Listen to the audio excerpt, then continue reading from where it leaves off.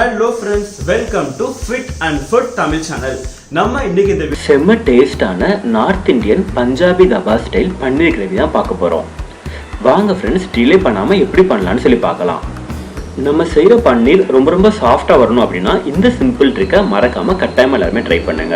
நம்ம பன்னீரை டேரெக்டாக கிரேவியில் போகிறதுக்கு முன்னாடி ஃபஸ்ட்டு ஒரு தண்ணியில் கொஞ்சோண்டு உப்பு போட்டு நம்ம பன்னீரை ஃபஸ்ட்டு அது நல்லா ஒரு 10 நிமிஷம் பாயில் பண்ணி வச்சுக்கோங்க. அது பாயில் பண்ணதுக்கு அப்புறமா நம்ம அதை கிரேவியில் போடுவோம். அப்போனா பன்னீர் வந்து எப்பவுமே ரொம்ப சாஃப்டாக சூப்பராக இருக்கும். அதான் நல்லா சூடானதுக்கு அப்புறமா உங்களுக்கு தேவையான அளவு எண்ணெய் ஊற்றிக்கோங்க. 3 நல்ல பெரிய வெங்காயமாக பார்த்து எடுத்துட்டு அதை சின்னதாக பொடிசாக கட் பண்ணிட்டு அதை தவால போட்டு நல்லா வதக்குங்க. வதக்கிறது ரொம்பவே நல்லா பொன்னிறமா வர வரைக்கும் வதக்குங்க. அதை நம்ம கிரேவிக்கு சூப்பரான டேஸ்ட் கொடுக்கும். இப்போ ஒரு 4 பல் பூண்டு எடுத்துக்கோங்க. 1 இன்ச் அளவு இஞ்சி எடுத்து அதில் கொஞ்சோண்டு தண்ணி அரிசியில் அடிச்சுட்டு அதையும் இதில் சேர்த்து ஆட் பண்ணி பச்சை வர போட அளவுக்கு நல்லா வதக்கிக்கோங்க. அதுக்கடுத்து 2 தக்காளி சின்னதாக நறுக்கி வச்சு அதையும் இதில் ஆட் பண்ணி நல்லா வதக்கிக்கோங்க. இப்போ 1 spoon சீரகப்பொடி, 1 spoon மல்லிப்பொடி, 1 spoon garam masala, 1 spoon மிளகாப்பொடி, தேவையான அளவு உப்பு, 1 ஸ்பூன் மஞ்சப்பொடி, இந்த மசாலா எல்லாமே எடுத்து வச்சுட்டு இதை நம்ம வதக்கி வச்சிருக்க அந்த வெங்காயம், தக்காளி, பூண்டு இதில் போட்டு நல்லா வதக்கி மசாலா பிடிக்கிற அளவுக்கு கொஞ்சம் நல்லா வதக்கிக்கோங்க. இப்போ நம்ம எண்ணெய் கொஞ்சோண்டு தான் ஆட் பண்ணியிருந்தோம். அதனால உங்களுக்கு லைட்டாக அடி பிடிக்கிற மாதிரி இருக்கு அப்படின்னா கொஞ்சம் தண்ணி ஆட் பண்ணிக்கோங்க. அப்போ உங்களுக்கு அடி பிடிக்காது. இப்போ உங்களுக்கு காமிச்சிருக்கிறது எல்லாமே 400 grams ஆஃப் பன்னீருக்கான கிரேவிக்கான மசாலா தான் காமிச்சிருக்கேன். 400 கிராம்ஸ்னா 2 பாக்கெட் பன்னீர்.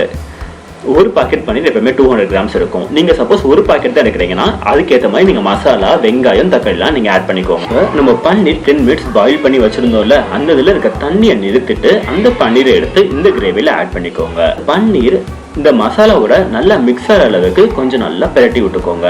அது மசாலா நல்லா மிக்ஸ் ஆனதுக்கு அப்புறமா இதோட சீக்ரெட் இன்கிரியன்ட் அந்த இன்கிரியன்ட் தான் ரொம்பவே டேஸ்ட் தரப்போகுது. அதை இப்போ ஆட் பண்ண போறோம். 1/2 லிட்டர் பாலை காய்ச்சி ஆறுனதுக்கு அப்புறமா இதுல எடுத்து இந்த மாதிரி மெதுவா ஊத்துங்க. இன்னொரு கையில அந்த கரண்டி வச்சு நம்ம இந்த மாதிரி கிண்டிட்டே இருக்கோம். கரெக்டா ஃபாலோ பண்ணுங்க. பாலை ரொம்ப ஸ்லோவா ஊத்துங்க. இன்னொரு கையில கரண்டி வச்சு இந்த மாதிரி கிண்டிட்டே இருங்க. இது ஏன்னா நம்ம சூடா இருக்க மசாலால பாலை வந்து ஊத்துறோம். அப்ப இந்த மாதிரி உங்களுக்கு மெதுவா ஊத்தும் போது தான் உங்களுக்கு பால் வந்து தெரியாம அந்த மசாலாவோட கரெக்டா போய் கலந்து உங்களுக்கு சூப்பரான ஒரு டேஸ்ட் கொடுக்கும்.